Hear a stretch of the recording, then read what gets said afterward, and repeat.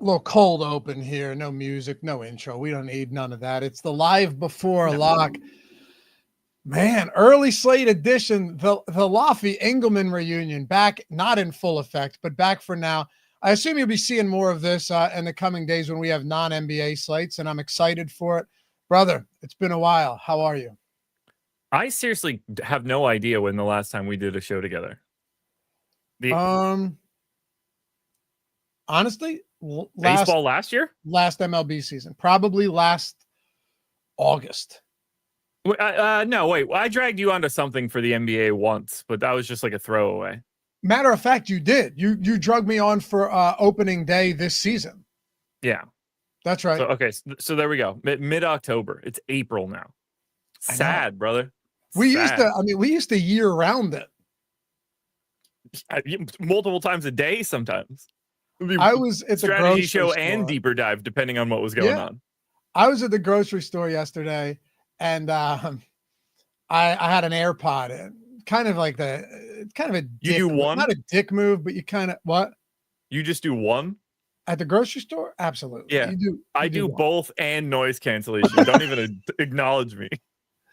So I'm doing that, and I have one in, and I don't get service in there, so I'll download some stuff and listen to it, right? Because I knew it was going to be a long trip. I was doing a full grocery order at 9:00 at night, okay.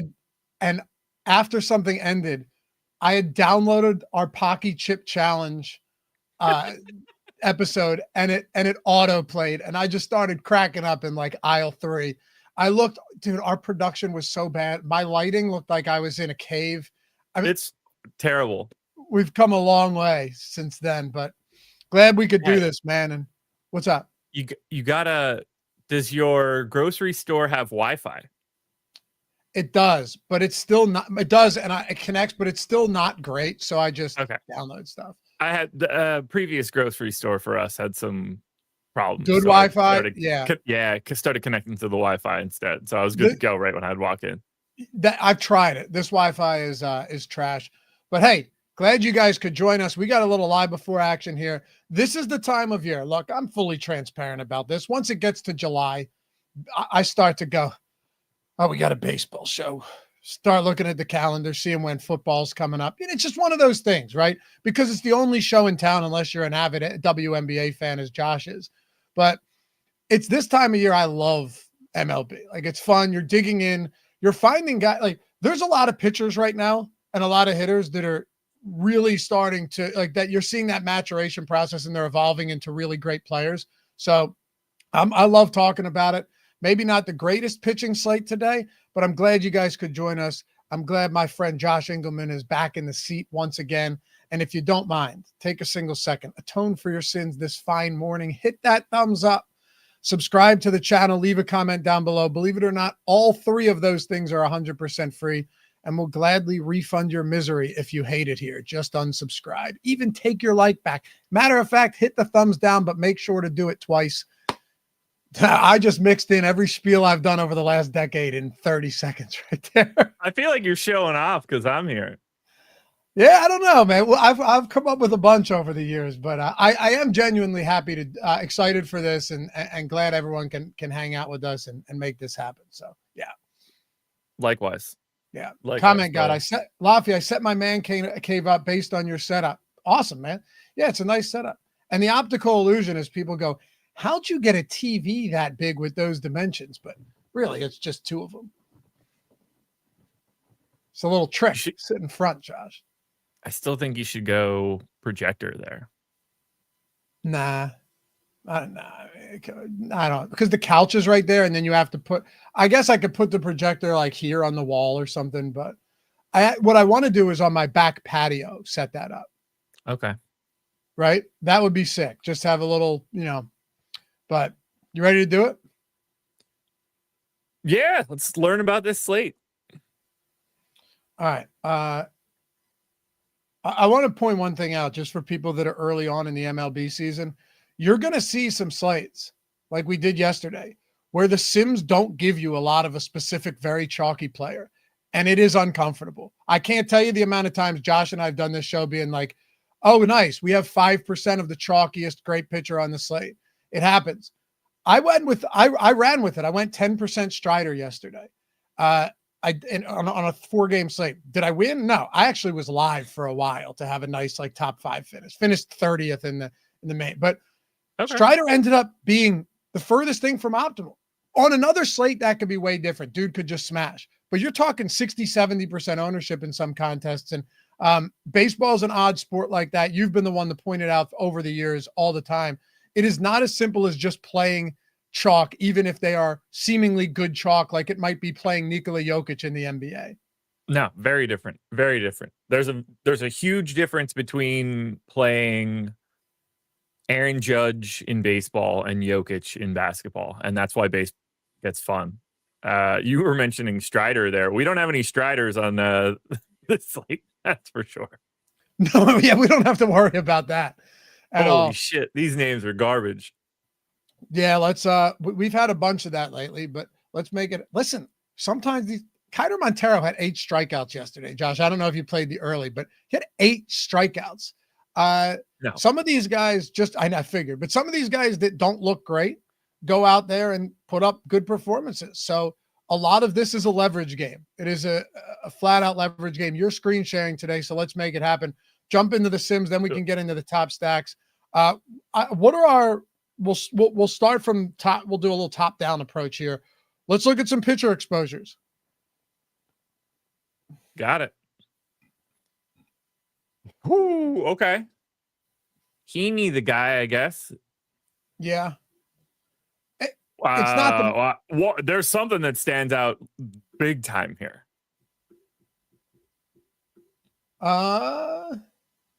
E-Rod. Oh, what? Not getting to Eduardo Rodriguez? Massive fade. 50% owned. Super chalky, 50+%. Let's hash that out, I guess. Yeah, sure. I mean, I was also looking at props today, and a lot of the plus EV props that were popping up were actually Rodriguez over on runs allowed, Rodriguez under on strikeouts. That isn't the be all end all, of course, but yeah, you're talking about a player on a 4-game slate at 8,300, one of the highest priced pitchers. This isn't to say he's like Strider price or, 10.5 or 11K. He's getting 52%. And a lot of times what you'll see in these Sims runs, as you guys know, is there might be one very specific player that you're just getting less of. And if I had to guess, like if you went in the projections right now, my guess would be our projections aren't that far off from some of these other guys that are getting less ownership. I mean, you can see it right here. Top pitcher tool. Look 35%, 35% to E-Rod, 31 to Heaney, 31 to Singer. But Heaney's 30% owned, Singer's 40% owned, and E-Rod is 50% owned. Crystal clear. And then you've got Edward Cabrera, though, 19% owned, still 25% top 2 pitcher probability on DraftKings, positively leveraged. So, yeah, it's a much less appealing matchup against Arizona. Still a quality park, though, for pitchers. And Edward Cabrera, if nothing else, guy has some strikeout upside. Yeah. And, I mean, we're doubling him up right now. Yeah. He's in 39% of our stuff. He's in 19% of the pool. So we're basically just taking all of that, what we're deeming to be over-owned E-Rod, and throwing it right on Edward Cabrera. That's actually especially like the type of guy that I would want to get to, too, in larger field contests. That's a good way to look at it because we're still getting a lot of Heaney. We're over the field, but still getting a lot of Brady Singer. It really is like a flip-flop, but in the same game between these two pitchers, between Rodriguez and Cabrera. And you see it immediately when you look in our top pitchers tool. Negative 18% leverage on E-Rod, positive 6% leverage on Edward Cabrera. Like it stands out so naturally I wonder, like, if you opened up the top pitchers tool and looked at it, you're like, oh, well, I guess, like E-Rod looks a little overowned. Edward Cabrera looks a little underowned. Hope I get to those guys and flip flop them or whatever. And then you run the Sims and it's like, well, that's exactly what I wanted to do. Makes it easy. Exactly. And this is not saying Eduardo Rodriguez is going to go out and have and get blown up. No. It's an objectively good spot. The question is, how do you feel about him at 50+%? And, if you want to get way over the field on Cabrera, if you want to match the field and hold hands, sure. But I can tell you this much. Every lineup I had that cashed yesterday, I only played 20, but every one of them that cashed, and those that finished in the top 1%, none of them had Spencer Strider, who was, I think, 55% owned in the main on a 4-game slate. You can be the pitcher. This is the perfect example. Erod can be a negative 18% leverage guy and also the top pitcher on the slate at the exact same time. For sure. And it's all about balance. Maybe in the lineups where you have Erod, you have the Pirates stack. Yep. Because you're trying to get a little different. You're trying to dodge some of the ownership. Maybe in the lineups where you're going to Edward Cabrera, that's where you're getting one of these chalkier stacks and you're getting the Arizona stack or something like that. That's the appeal of baseball. You're grabbing the double chalk pitchers. You're probably grabbing some dog shit hitting.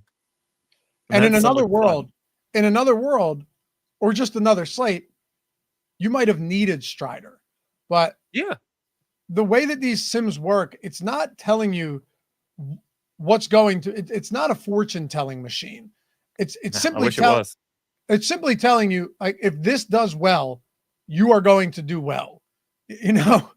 That's pretty much what it's saying. And in this instance, we're looking at Eduardo Rodriguez ownership and our exposure, and it's saying this would be the guy that makes the most sense, just based on from a leverage perspective. If you're looking to, if you're looking to get ahead. Comment God just said, I was just going to ask, is it cool to stack against my pitcher? Yeah, don't do that. I wouldn't do that. If you're playing like a 2-game slate, I think it's fine to have a bat or two against your pitcher. And you're not going to get that very often because most people, a lot of people, if you're using certain tools, you're just naturally not going to get there. But you don't need, especially with these pitchers, you don't need to do that on a 4-gamer. No. And if you're saying stack against your pitcher, I don't know, just hoping for like a bullpen implosion in the 7th inning. Nah, I wouldn't do that. Hey, before we go any further here, we should touch on the weather for the White Sox game. Yeah, let's hit on the weather for everything. I think there's only one concerning spot, right? Yeah, that's that game that I'm mentioning is the only thing that we have to touch on, and it's real. So, what do we have right now? We have this for the White Sox game. Yeah, is it bad? Could be. Yeah. Probably not going to matter for pitching. It looks like it's going to come in later. Yeah. Yeah, probably. It just sort of depends how early it gets there. They probably are going to try and start the game. Yeah, I would imagine they start on time. Which might be a bad thing, though, is what I'm saying. Pretty windy there. I guess that's why they call it the Windy City. I've actually heard that's not why. I'm serious. All right, so let's see here. Wait, every other game looks decent. A little wind blowing in Cincinnati. Not worried about that. Pittsburgh looks fine. You're still getting these April temperatures for sure. And then the only other spot is Marlins game, which is inside. So yeah. What's up? You might be right. There are 4 possible reasons why it's the Windy City. One is that the politics and opinions and policies change like the wind. Yes. One is a rivalry with Cincinnati. They were rival cities in the 60s and 70s. And Cincinnati was well known in the meat packing trade. It was called Porkopolis. Okay. Yeah. Chicago passed Cincinnati in the meat packing trade, and they claimed the Porkopolis nickname. This must be why I've never lived in Chicago. Yeah, I would say this is a spot that we should be concerned about. I'm looking at the radar right now. And a lot of pork incoming. Actually, I'm going to go ahead and say we're going to be all right. Looks like it breaks up. Okay. No, I actually think it might not be bad. Okay. Yeah, I'm okay. Look, I'm no Kevin Roth, but I'm okay playing this game. You're no Mr. Baker. No. I don't know Alex's dad's name. But was he a meteorologist? Alex's dad? Yeah. Yeah. Oh, cool. Or I'm something okay in with that, it, like maybe like a fancier version of that. I don't know. I have no idea. By the way, we have a 10% postpone risk on it right now. Yeah, I'm not worried about it. I think it should be okay. But ultimately, Anthony says no rain right now in Chicago. That's good. I'm really worried about when they play the game. Yeah. I mean, helpful that it's not raining now, but it'd be more helpful in about 2 hours. But it has rained in Chicago before. That could be problematic. Can we talk about this Andrew Heaney spot though? Because sure, you've got Andrew Heaney now, our highest exposed pitcher, and also I ran the Sims earlier. Also have Andrew Heaney as my highest exposed pitcher. This guy, I never know what to make of him because he has decent strikeout stuff. But he's also the type of guy that has been overtime, good stuff pulling that up. I got Fangraphs, but Savant's pretty sweet. I'm a creature of habit, so I bounce back and forth. But you are a creature. Heaney gives up pretty decent power to righties, as most lefties do, but also strikes him out last year, almost 24%. So there is some strikeout stuff there for Andrew Heaney, without question. No doubt. Yeah, so at the price point, I think this might be one where you just have to bite the bullet and get to some Andrew Heaney. Yeah, I don't hate it at all. No, I don't hate it at all. Second highest top 2 pitcher odds right now. I mean, the 7,600. Yeah, he's not an exciting pitcher, right? He's never going to be an exciting pitcher, but he's. Can you hear me? Enough. Yeah. Can you hear me? I'm frozen in StreamYard. Like I can't get back into the tab. I'm happy that you could hear me. I'm gonna have to close it and come back in. Close the tab or go out entirely and come back. I'm gonna leave and come back in. Don't worry, the stream won't stop. Go for it. All right. But what's that? I'm trying to. Okay. Heaney on the season, only 3 starts so far, but again, good stuff. 26% K rate. Everything looks really good. Is he great? No, I think we should be deferring back to what his career numbers are, at least the past couple of seasons. You're still talking 24 or so % K rate over the last several years. These are good numbers. So I'm on board. I'll get to some Andrew Heaney here. No problem with that. Another thing too, Josh, if you can hear me all right, I know you're getting that set up, but now you've got Andrew Heaney pitching in Pittsburgh. That is super helpful, right? He's pitched in some pretty hitter-friendly venues. You got him pitching in Pittsburgh now as a guy that coughs up 41% fly balls for his career. I'll take that spot all day long in a spacious, pitcher-friendly park. So yeah, Heaney looks really good today at that price point. Then the other question just really simply becomes, do we get to some of these cheap pitchers? Like, are we getting to, let me get out of, oh, look at that. Mine's frozen too. Huh.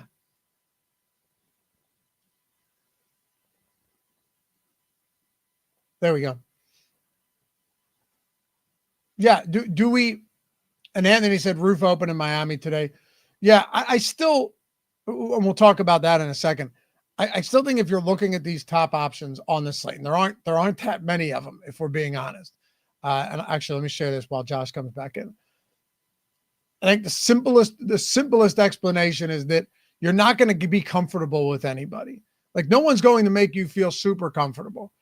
But Heaney at 7,600, Cabrera is a little bit scary. There's no doubt about that. My guess is that Arizona once again has a low strikeout rate this season. Right? Yeah. Again, let's see. Yeah, 19%. So a very low K rate. They're not going to provide you with a ton of upside from a strikeout perspective. And then on the other hand, you've got Miami with the second highest strikeout rate. So Eduardo Rodriguez, naturally, anybody hand building especially, is going to look at somebody like that and just like, all right, I'm playing Eduardo Rodriguez. Baseball's weird. Baseball's super weird. And I think there's got to be a spot where you get a little bit different today. It doesn't need to be here either. Josh mentioned it at the top of the show. You could go Rodriguez and then get different with some of your stacks. That makes a lot of sense. But Sears has a good matchup, even though somehow pitchers against the White Sox this year have been wildly underwhelming, at least when I play them. Davis Martin, not very interested there. I'm not very interested in Davis Martin, but getting 20%. So it's a fine enough matchup. Trevor Williams, 24%. Here's the final verdict, right? Eduardo Rodriguez and then Emerson Hancock, two lowest exposed pitchers right now. I'll probably do one more updated run before I get my lineups in. But as it stands, I've got 6 pitchers north of 20% and then 2 pitchers in the single digits. The scariest fade, without question, is Eduardo Rodriguez. The scariest guy that I'm getting a lot of exposure to is definitely Edward Cabrera. I guess Josh just disappeared. I assume he'll be back. But yeah, I pulled that up for you guys now. There he is. There you are. What happened? I have no idea. So I couldn't do anything in StreamYard in Chrome. I could get in Firefox, but I'm not logged in to our account in Firefox. Huh. All right. Well, we're back. When you get the screen share set up, just overtake mine. I'm going to move over to stacks here, Josh. Sounds great. Yeah. So we'll look at nothing open now, so I'm all over the place. All right. Well, I mean, I can just screen share if it's easier for you. I got it. I'll have a sim done in 2 minutes. All right. Seattle. My bad. You're good. Seattle. How about this though? I want to get your thoughts on this because I have 150 lineups starred. Look at the stack exposure going to the Seattle team against Brady Singer. 10% 3-man, 13% 4-man, 11% 5-man stacks. Really interesting. Overweight to the field on all 3 of those stack variations. That's a bit of a jam. That's a bit of an MLB jam, by the way. Yeah, we'll see that soon. I debuted really that is, though. Ben last night. He didn't care for it. What's that? I debuted it with Ben last night on playback. He didn't care for it. He didn't like it? He didn't seem to care. I don't think I did a good job selling it. I like the idea. But no. Talk about, though, the Seattle team. You look at this spot. Good match, or good park for sure. Good park. It's clearly better when it's heated up out there in Cincinnati. But if you're talking about the best pitcher venue or hitter venues on this slate, well, you've got Miami, you've got Pittsburgh, you got PNC Park, this White Sox stadium with winds blowing really right to left and in. So kind of from right field in, not looking great there. This is the best park you've got. Decent temperatures, nice sunny day. I don't know. Brady Singer's not the type of guy I love targeting usually. I actually think he's a pretty good pitcher, and we saw that last season with Kansas City. But that's a lot. Seattle is that type of team away from home. They have the power. They could get blanked and Brady Singer could be optimal and you need him, or this Seattle team just lights it up. They're very feast or famine. It's a great park to be in, though, if you want to try to feast. Right. Well, you think about where they play their home games at T-Mobile. It's arguably the worst homer park in the league. Yeah. These are opposite parks. Total opposite. That and San Francisco are basically as bad as it gets. I mean, think about that was last year that when you and I were digging into all those Seattle starters at home and just trying to dodge them every time they were on the road. Right. I think we basically got to a point where we were just almost like boosting or jamming them in DFS at home and then betting their over props on strikeouts. Yeah.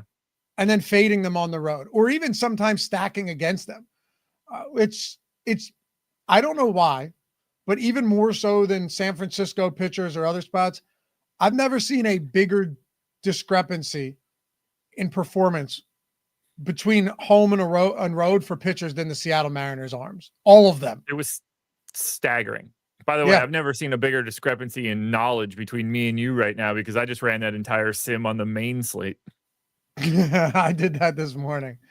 I did it this morning. I'm going to ask those guys, default this to early until it's not the early anymore. I don't blame you. I do it all the time. Yeah, me too. But because I ran it and I was just like, I went straight to Seattle because we were talking about it. And I was like, oh, I didn't even get any, man. There's 4 games. I didn't get a single Seattle stack. We're talking about jamming these guys. I was like, it's not even the right slate. You're an idiot. Yeah. Favorite 150 when you're done, and then see what we got on Seattle. I'm curious. We had 0 and 150. And I was just like, data's changed, man. I guess the lines are moving. I'll mention this though, as you're running this, and anybody that's a sub can figure this out for themselves. If you're not a sub, I don't know if you guys have done this yet. It is, in my opinion, it is the biggest no-brainer move to get all of our tools for free for a month or 2 or 3 or 4. Hell, take you throughout the season. If you are going to go to the link in the description that says sign up with our sportsbook partners and get a free month, okay?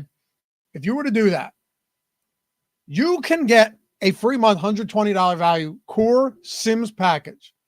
If you signed up for 2 sportsbook, Josh, or if you're in a non-legal betting state, right? Let's say you're in Texas, you want to get on the pick'em sites. That's 2 months. All you have to do, this is all you have to do. Go in to the link in the description, click claim offer on any of those, right? You have to click the link or we can't track you. Sign up, make the minimum deposit. These deposits are like $5 or $10 for all of them. Nothing's higher. And you're either getting like $150 or $200 in bonus bets for a lot of these sports books, or you end up getting a match on whatever you deposit. So even there, you're either getting more money than you had or they're matching it. And then place a bet. After that bet settles, email us. All the steps are right there. support@stokastic.com. You're getting a free month of whatever you want, or 2 or 3, depending on the amount of books you sign up on, and all of our tools. Just email us with your welcome email and your screenshot of your welcome email and your first place settled bet, and it's in. If I didn't have access to this for free, Josh, I would essentially be able to free roll Stokastic Sims for whatever sport I want, or mix and match them for almost a calendar year and get all the bonuses. You can do a full season of whatever sport you want. Yeah. Like you could, if you did this, you could have started in April and went straight through the whole baseball season and had Sims for the whole year. Or you could have started in October and got all of NBA. What I think the play is, honestly, I mean, like, I'd recommend doing it whenever you guys want to start. But if you wanted to do it, like maybe you're an NFL fan, but you've never signed up at these spots before, go and do this in September and get one of OddsShopper Portfolio EV and one of Sims for like September, October, November. Use OddsShopper, build the bankroll, fire the bets, fire the pick'em sites, whatever you're making, fire that back out at DFS on the opposite side. Pay for nothing at Stokastic and OddsShopper. I mean, like, it's not great for us to a degree. It's highly we want you to stick around. Highly optimal for you, though. Yeah. Even if you did it now with OddsShopper with Portfolio EV, you're getting basketball playoffs, which murdered last year and are already off to a huge start this season. And MLB, and then WNBA, whether you like it or not, has crushed in the tools. It's so beatable. It is so beatable. Yeah. So you could make more money than they will make in their entire season by betting on WNBA with the Portfolio EV tool. And that's with limits. Yeah. Yeah. I mean, once you're at $50, you get the league minimum. Yep. So yeah. They play for concessions, I think. So check it out. Link in the description. The tools are amazing, guys. And for baseball, if I didn't have these tools, given 2025, like the edge is dissipating. If you're hand building, I mean, at least use the single lineup sim, which you get included with this as well. These tools change everything for me for MLB. Like, I enjoy playing it again. So anyway, any questions, hit us up. Let's take a look at some stacks here. I want to know where we're at. Let's do it. I also have to to finalize my lineups. Yeah, there we go. That should look a little better. While you were gone, by the way, the one thing I had pointed out, go to pictures one more time to see, since we updated it, if our exposure changes. But okay, the one thing I pointed out was we were getting 20+% to 6 of 8 pitchers. The big fade, as we already know, was Eduardo Rodriguez, and Emerson Hancock we only had 4% of. But aside from that, we had a pretty equal distribution of like 3 guys, and then it was Heaney up top and Edward Cabrera getting a lot, and I think Singer as well. Heaney at 52%, Cabrera at 44, big stand. Still massive Erod fade. So we came down on Davis Martin, though, a lot. We did. A lot. Quite a bit. Came down on Sears a bit as well. All right. That'll probably be the last relevant update we need. Yeah. Because it updated at what, 11:24? All the lineups are in. Yeah. And and I waited to run this. This is on the updated ownership run too. So this is like Perfect. legitimately updated. Yeah. So this is what we need. We've got about 35 minutes or so. Yeah. Rip and sipping. Yes, sir. This is the Josh and Dave season premiere. We won't be doing it every day together. I'll run solo on this. He'll run solo on NBA. And then we will merge together at some point and have ourselves. Every once in a while, I'll probably just pop on for a baseball show. Like if Katie's out of town or I don't got shit else to do or the dog's at daycare. It's the next hour. I'm already sitting here. Yeah. Why not? Early, I'm running them myself too, just to make sure we're in business. But all right, so not really much change with pitching, just less Davis Martin, which I'm not gonna crow about. And yes, look at that Seattle exposure. You're getting basically the same thing I got. Yeah. Now we'll see what I end up actually putting into the 4-seamer here as I start massaging the data. Here's the question. Thanks, Master, by the way. You can throw that one up on the screen, Josh. My favorite duo. Appreciate you guys. What do you do with Miami? Because we're already this is I always have fun trying to figure this out in my head. I mentioned it yesterday with Strider. My best lineup had a 3-man Toronto stack. And Bichette was great. Vlad homered. But I know you didn't play that slate. They were facing Strider, right? So the Strider fade is one thing.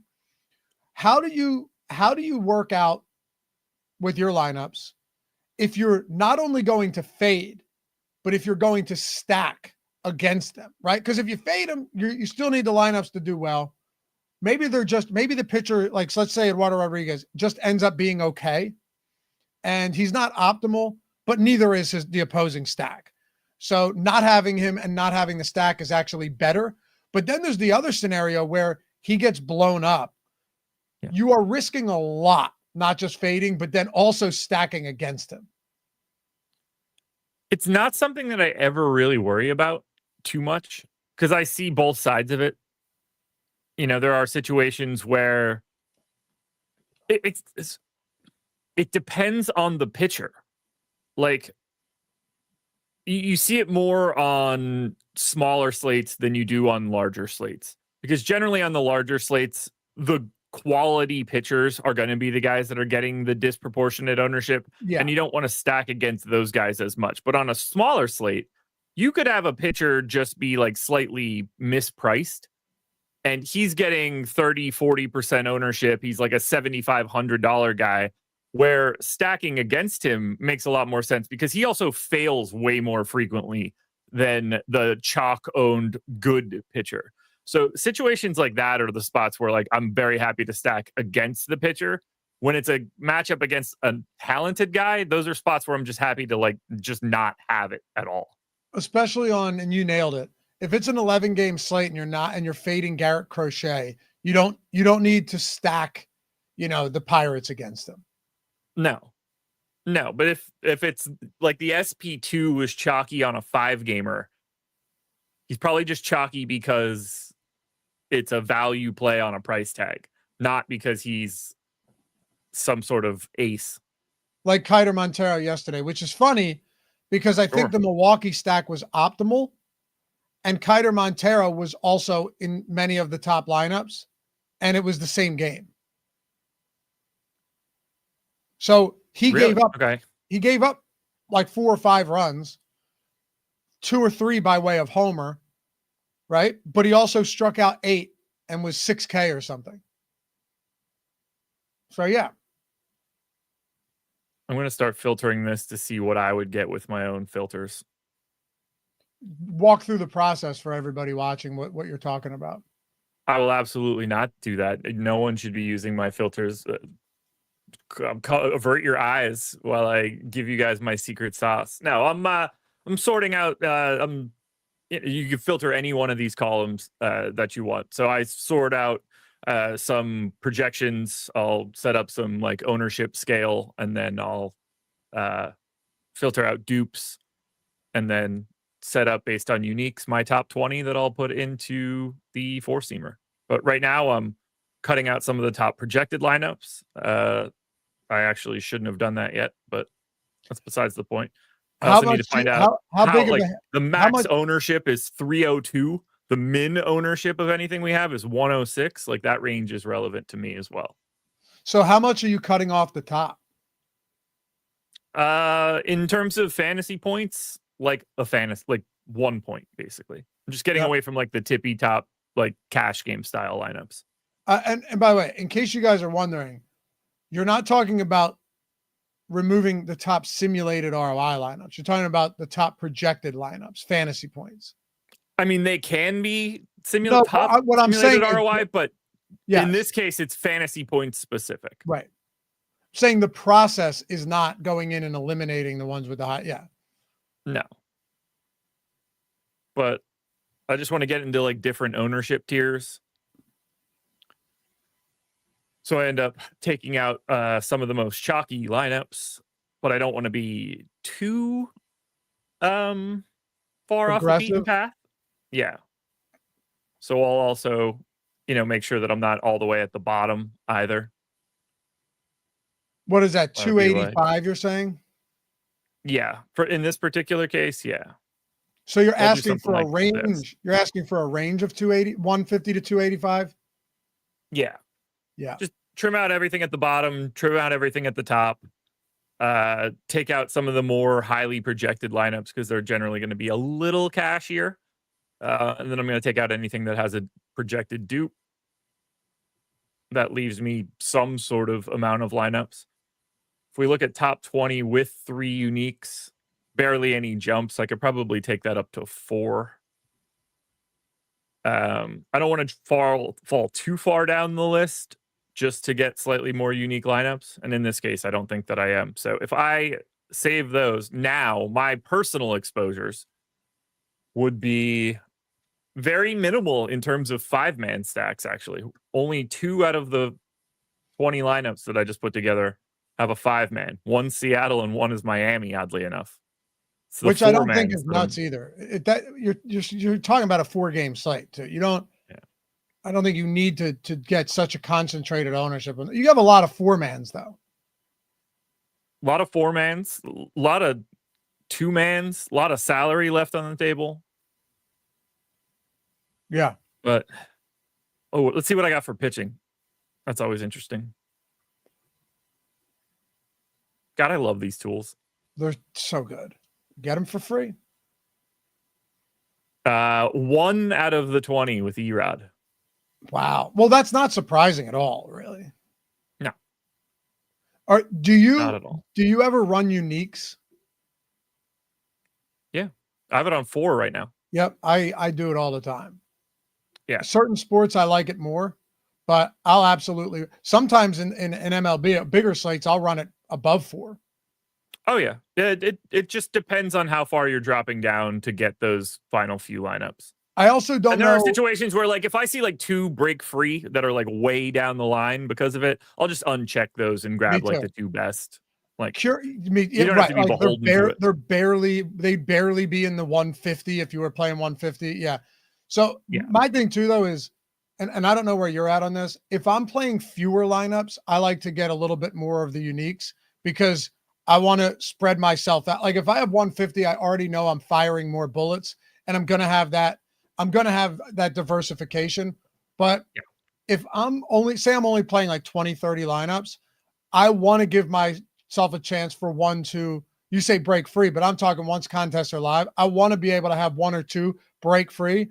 And, Alex Baker, Awesemo, who, for years was the #1 DFS player. I remember him telling me, like, he doesn't want his lineups competing with each other. And that isn't to say that he's only going to have, 2 stacks of every team, right?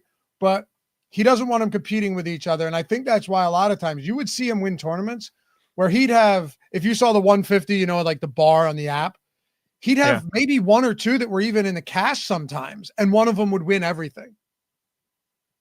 It would happen so frequently. You know what I'm talking about, right? Though, where he'd have, of course, like 148 No, lineups. He was huge for that sort of diversification. And I try and do something similar just because with this few lineups, 28, I think I have 28 lineups today. You need to do something. Yeah, that's part of the reason why I'm setting some of those ownership cutoffs just to make sure that I'm going to be a little far off. I mean, obviously, by playing 1 out of 20 lineups with Erod, I am pretty naturally going to be different. If he's awesome, I'm dead immediately. So there's something very enjoyable and also miserable, but there's something very enjoyable about sweating just a heavy fade on chalk in baseball.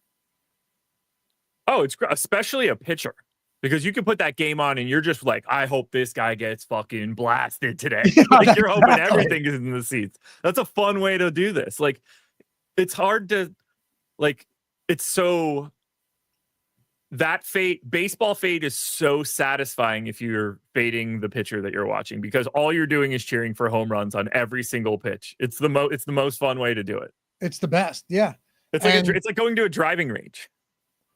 Yeah. And there's nothing worse than fading him and just watching him Actually, that's not even that bad because I just know I'm dead at that point. For sure. You know what I mean? Like yeah. Unless you're Aaron Nola, if you're on a heavy Aaron Nola fade, it's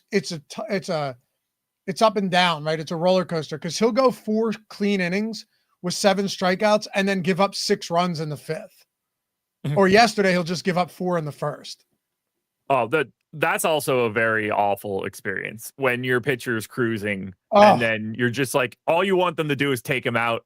Like you're just like he walks one guy and you're just like, get him out of there. Just lock these points in, damn it. And then all of a sudden it's like another walk, a seeing eye single. Oh, this one, he just hit this one 470 feet.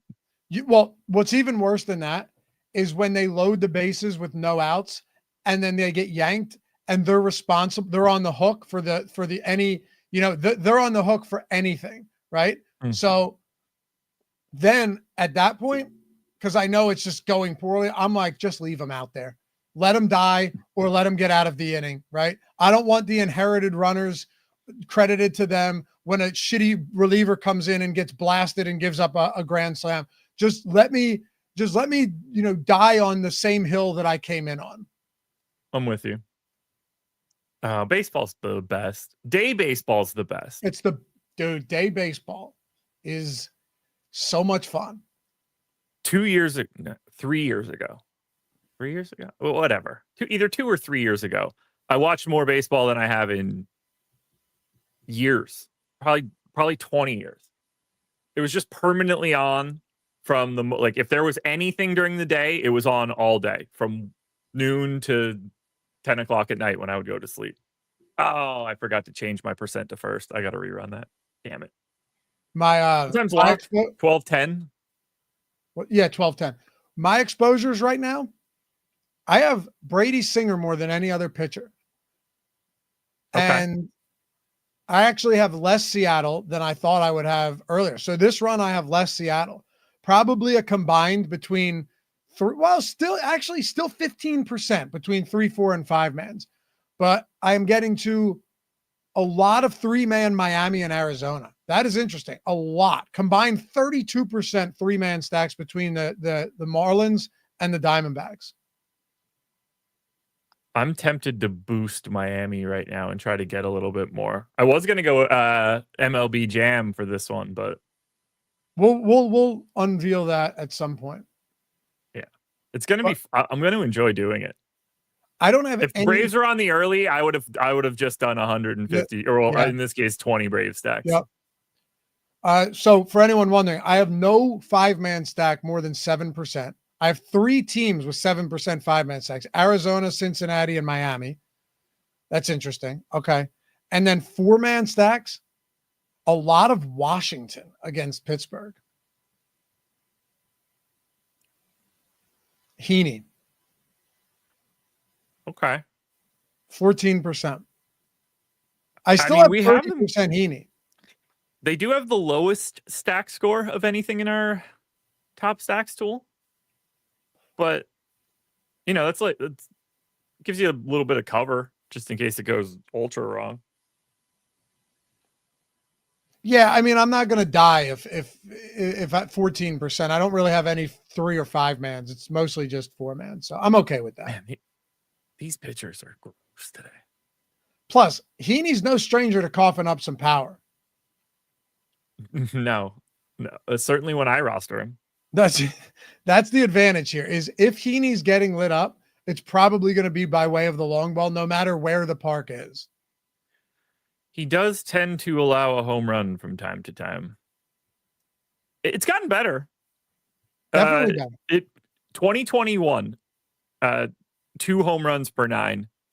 2022, 1.7. 2023, 1.4. 2024, 1.3. Yep. Gotten better every year. Yep. Now, for what it's worth, 1.3 is still not awesome. So it's True. But it's way better. I get what you're saying. He definitely found ways to limit that. 297 at the top, 120 at the bottom. I can't remember. Is Angel Stadium lefty or righty friendly since they made the dimension changes? I don't remember. I can't remember either. Someone in chat might know. I'll get there quickly. I'm only asking because he pitched in LA in Anaheim for a while. Normally I have this in my brain, but I haven't been baseball centric. Well, we'll remember it after we talk about it now. Oh yeah. And you'll know it off the top of your head in 2 weeks. Yep. I'll know it off the top of my head after we figure it out right now. But I just can't, Yankee Stadium is lefty friendly, very obvious. Yeah. Certain parks are friendly in either direction or not friendly. Okay. Angel Stadium rolling 3-year park factor for right-handed homers 114. Leads me to believe lefty's going to be not that. 110 to lefties. So just big either way. Good. Yeah. All right. It's big either way. Huh. Okay. 297. All right. I almost got these lineups in. 300.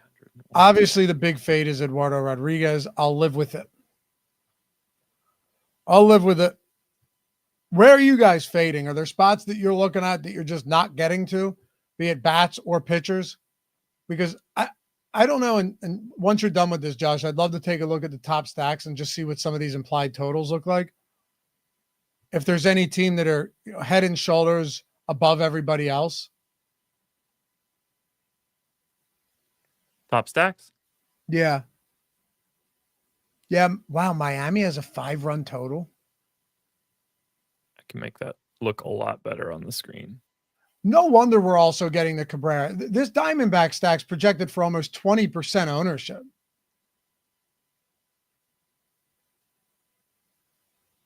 It's not going to Much end better. well. No, it's not. I'm really curious what I see now when I get these filters set up properly. It's not What going are to you be great. doing I don't outside think of I'm going just, to like this. what are you doing outside of just cutting exposure and trimming off some some higher That's it. projected plays? That's it. Yeah. That's it. Yeah, that's it.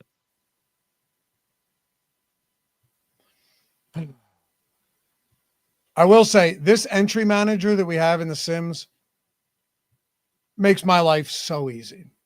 You're welcome. No more copy paste, none of that. I will take all that credit for it existing, not for the implementation. I was Adamant that it was pining necessary. for that one from the jump. I met with Brian a lot for that. Good. Yeah, it was huge. I mean, it makes the process so much easier for NFL for me too. Well, just a million different contests that I'm in, going back and forth for them, brutal. But now, just one click and you're done. Super helpful. I got a bit more EROD now, but yeah, look, my thought process was if we got people coming into this thing, the easiest way to do it is like they should be able to put their lineups in 2 button clicks. Yep. And they got that. They nailed this. How much EROD? I still only got 11%. I had 25, but I just switched from 4 to 5 uniques. Yeah, I'm getting 25% now. Really? Yeah. Wow. Okay. What I really want to do, I have enough time to do it, is run 2 separate sims, take my 10 best from one and take my 10 best from another. Sure. It's baseball. There's so many combinations that like just, I mean, honestly, like if you have the time, build 4 and take the 5 best of 4 of them if you can, or take, you know what I mean? 4 best of 5, but you know what I mean? 4 or 5, 5, 4. Yeah. Just be aware of the combined exposures there when you put them together. Because sometimes if you're concerned with it. What? If you're concerned with it. Yeah, I'm saying if you didn't want 100% of a guy, it's possible when you're pulling those top lineups that you're going to get like really concentrated exposures. And in baseball, I like to get away from that a little bit. Yeah, you know, maybe you're saving your, you know, you're just trying to build out like 3 different teams and you want 5 stacks, or four different teams, you want 5 stacks of all of them. Yep. Build out a couple different sim sets and mix and match and pick them out. Actually, you know what we should do right now? You want to build the lineup? Let's do it. Yeah, let's do it. I love this tool so much. It's insane. I know. I talk mad shit about this tool. Steven Leibowitz popped into my show yesterday and he's like, yep, Josh is still over there on the single lineup build. Before we do though, heads up to you guys. Josh mentioned OddsShopper and Portfolio EV. If you haven't tried it yet, you get a full week for free. Links in the description. If you don't know what that is, I like to think of it as a way to buoy my DFS losses during those crazy variance seasons like MLB. It's all the Discord off to a nuts start in these play-in games and MLB. The cool thing is over the last 2 days, basketball started back up in the play-ins, crushed. But then also at the same time, MLB, all of the MLB bets crushed too. I mean, people were throwing 25, 30%, 45, 40% for one guy ROI from last night from their Pickett screenshots into the Discord. The mood is good right now. The sentiment is high. If you want to get in, all you do is place as many bets as you can. That's it. Even if you're just on DraftKings, you could get more than 100 bets down with the mass entry tool in less than 30 minutes a day. So it is truly, in my opinion, the best tool out there for anybody who has, well, number one, just wants to make money. I mean, I made almost $6,000 last year just on Portfolio EV, and I'm limited on every single account that I play on, right? I had a 3% ROI, Josh. So 57, whatever, on limited accounts with a 3% ROI. Think about how much that adds up if someone's starting with fully healthy accounts with even $150,000, $500,000 bankroll. What a difference it makes. It's so good. We have such good shit right now. I know. And I can say that because I use all of it. You know, that's the difference. Like I use it. You can see I use it. You can see my bets. You can see all of that stuff. And I know, Yep. you know, you with these sims, it's the same thing. If you want to try it out, grab a week for free. If you hate it, just leave before your subscription's up. It's not like you have to pay in advance. In the description where it says get OddsShopper Portfolio EV, click that, do a weekly sub, try it for a week. Even if you start with $100, try it for a week. Just try it and see how you like it. Even if you're making 100 bets of $1 each, see how you like it. If you start making money, you're going to be like, oh, you know what? Maybe this makes sense. So check it out. Justin, who I tell everybody about, started with $100 in late November, and he's up, I think, $12,000 now on $100 in 4.5 months. Just what's your buddy at now? What? What's your I don't buddy know. at I gotta now? ask him. But he uses it every day.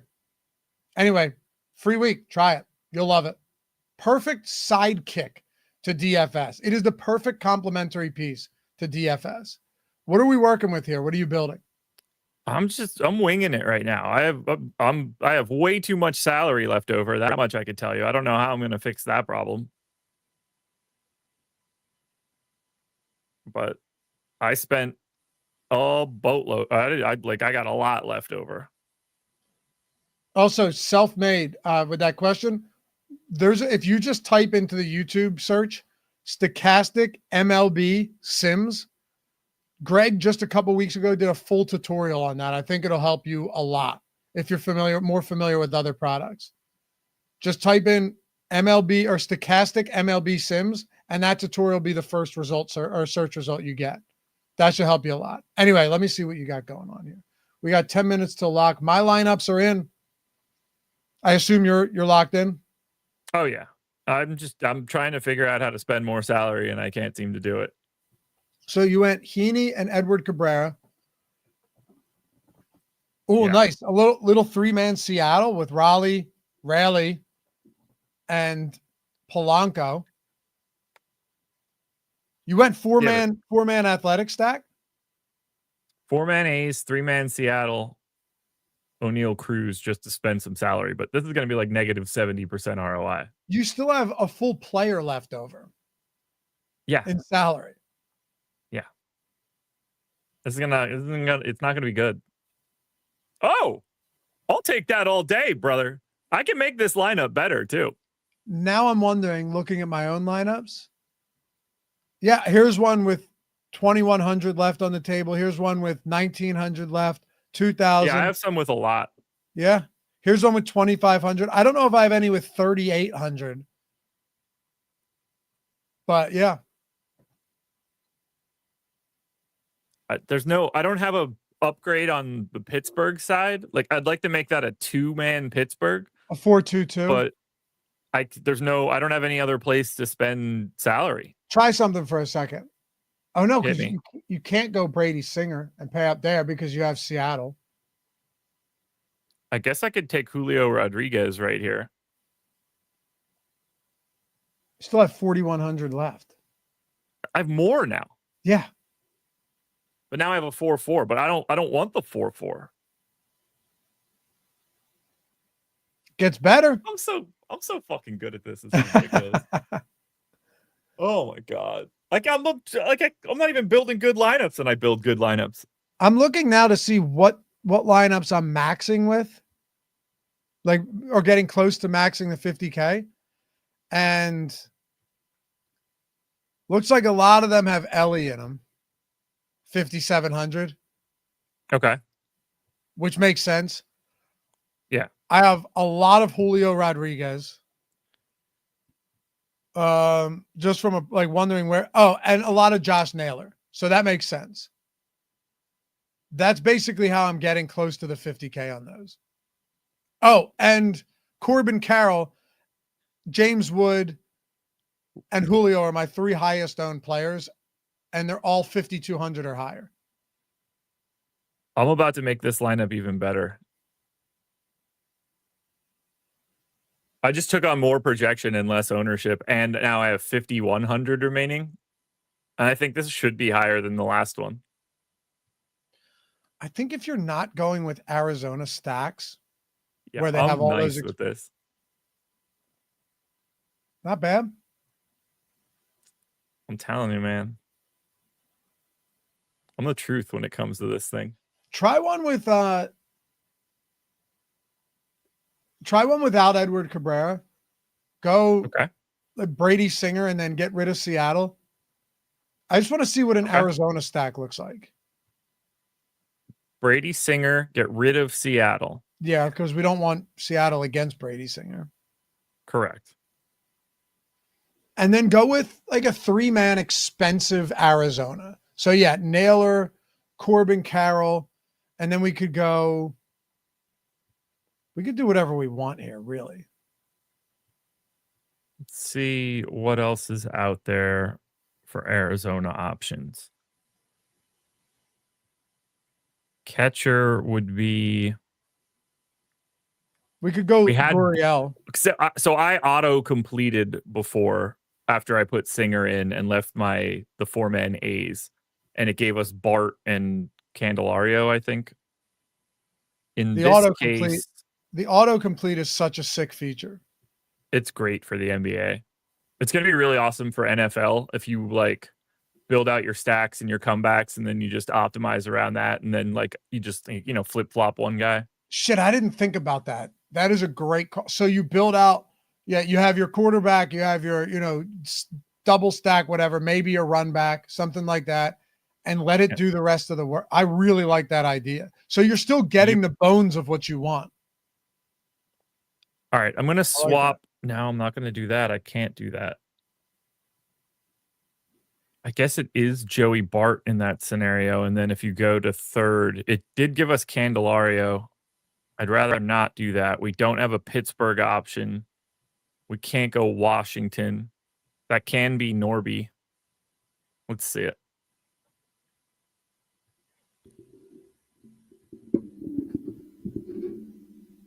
$4-2-1-1.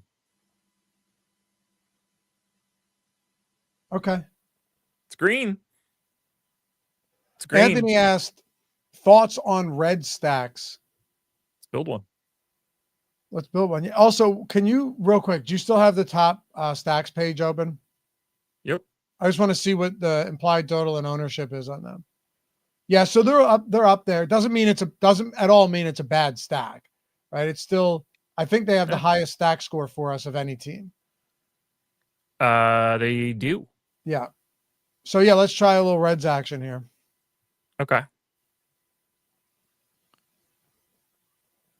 Okay, so if I were going to build a red stack, first thing that I would do, I immediately sort by value and want to find the best relative value to ownership.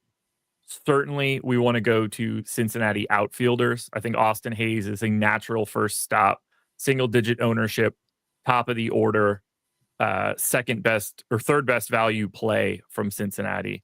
I think you got to throw Espinal has to go in there too. Yeah, I mean, he was going to end up in there eventually. Probably Espinal into second, Ellie in by default. Austin wins, I don't think, is the move just because of the ownership, but we only have 8 catchers today anyway, I would imagine, at least. Yeah, you could go Candelario too if you want. Yeah. I don't love the 20% ownership.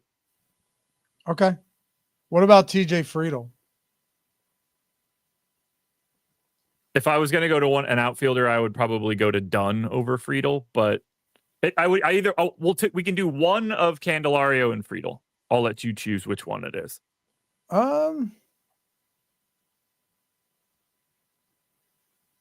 Let's see. From a positional standpoint, I don't love third base today. Okay. So let's go Heimer Candelario. It's my boy, so that works for me. Pop him in at third, and then I think we take Dunn for the ownership discount. Now, I'm just going to complete it to see, and then I think we'll end up tweaking it a bit. But I also don't think we need a 5-man if we don't want it, right? We could easily go 3-man Cincinnati here, and it would look good. Absolutely. So it completed it with Heaney. It gave us a 5-2-1. So pretty sweet looking lineup. I wonder how chalky that's going to be, though. That actually seems like a really chalky lineup. Yeah, and I think that's how we improve this a bit. If we pull some of these guys out, I think if we pick the pitching, we might get a little bit better of a look here.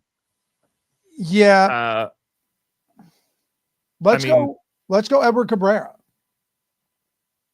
Might as well. Do you want to go Singer then too, and bring Singer along for the ride with Cincinnati? You could do Singer, or you could do... That'll change up. That'll take Raleigh out of that catcher spot too. Okay, do it. That goes Bart, Cruz, Soderstrom, 1,600 on the table. Still have a 5-man, 5-2-1. Yeah. I think this is going to be decent. Something in the 20s, maybe. Really? -13. Okay. That surprises me. Well, now I'm going to have to do it by hand. Can't trust the computer to do the czar's job. So I think we want Trevor Williams, because that can give us a pretty nice ownership discount. Go for it. And then if we're taking Trevor Williams, then we can actually take something good.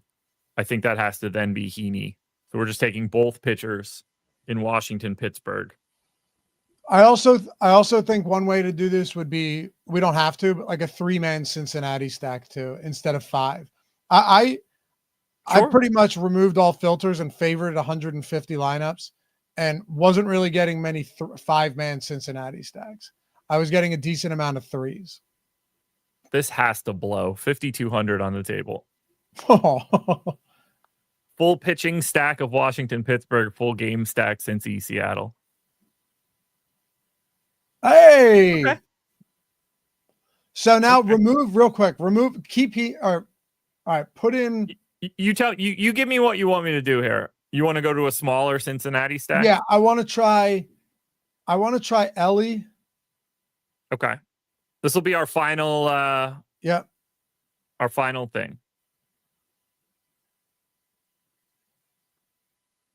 Yeah, I want to try Ellie De La Cruz. I want to go. We'll go. You want to go like good Cincinnati? What? You want to go like good Cincinnati, like Friedel? We don't have to, but we definitely want to start with Ellie, I think. We can go TJ Friedel. Yeah, throw him in there and see what happens. Ellie's 50% owned. Holy shit. It's crazy. Yeah, we're going to have to get different somewhere. I'm pretty much with the field on him. And then just throw Candelario in there. Okay. First or third?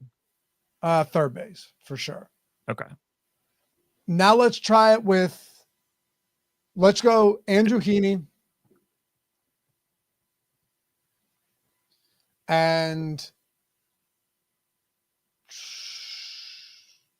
let's go Brady Singer. Okay. I was going to say Cabrera. We could go Cabrera. But I was going to say, all right. We just need an ownership discount. Go Cabrera, and then we'll see if we can round this out with like a 4 Seattle. Okay. At the very least, this will be interesting. 4 Seattle is going to be tough. Some of these guys are pulling a ton of ownership. I mean, I don't mind grabbing Rowdy Tellez at 2.5%. Try to buy a homer. I honestly think the Edward Cabrera play is going to help us a lot, and not having Rodriguez. Oh yeah, for sure. I mean, for me, Rowdy goes in if we're doing Seattle, and then we figure out the next guy. Yeah, you know what? Do it. Throw Rowdy Tellez in there. That's fine. That 2% owned, that's a discount that helps given his price point. I'd throw him at second base. He's only first base eligible. Is he? Rowdy Tellez? Sorry, I was looking at. Yeah, you're lucky he's even in the field. I was gonna say, how would Rowdy Tellez be playing second base? I thought DraftKings just messed it up. That doesn't look like the type of guy that. No, he's lucky he plays a position. Yeah. All right. We probably want an outfielder from Seattle in this case. Luke Raley is probably the guy, unless you wanted to go big bopper. No, that's fine. Julio. Let's try Dylan Moore too. Okay. So now we have the 5, 6, 7. This is already different. And then I'm just going to complete the lineup just to see where we stand. It's going to be some sort of expensive ass dudes. All right. So it goes full Seattle. Oh, what a cool feature on this tool, man. This is sort of what we just built. Just it's not the 5-man Cincy. It's 5-man Seattle. Give me green. It's such a... Come on. There we go. Let's Okay. go. Not bad. Not bad. Good stuff, man. Hey, anyway, appreciate you guys hanging out. Good luck today. Let's have some fun. Make some money. Go try out Portfolio EV. I'm telling you guys. Get jam. I have so many bets already for Friday, Saturday, and Sunday games. Like, that's where we're at already, Josh. Just loading them up. Free trial 7 days. Got a bunch of baseball in for today. Bunch of basketball coming up for the weekend. Man, I couldn't be more excited. And with that variance going, all that crazy volatility with these teams resting everybody, now you're really drilling down into actually identifying the true odds of these bets. So check it out. And Josh, anybody in their right mind wants to get these tools for free, easiest way to do it, brother. No easier way than to just sign up on any of those sports books with that link. Whatever state you live in, there's got to be a pick'em site or sports book you haven't signed up out yet. And this gives you the opportunity to, try that for a month, mess around. I mean, technically speaking, you can sign up through it, and after you do the first qualification, you don't have to ever do it again if it's not your cup of tea. But you're going to get a month of The Sims or a month of Portfolio EV if you want it for no cost whatsoever. You'll pay us 0 cents. You're going to like what you get. You're going to love using The Sims, hopping into Discord. We've got all the data for whichever sport you're trying to play. It's a no-brainer. And if it's the Portfolio EV side, if you don't love that tool for a month, it must have been a bad month. You're going to like the way you look. We'll see you tomorrow.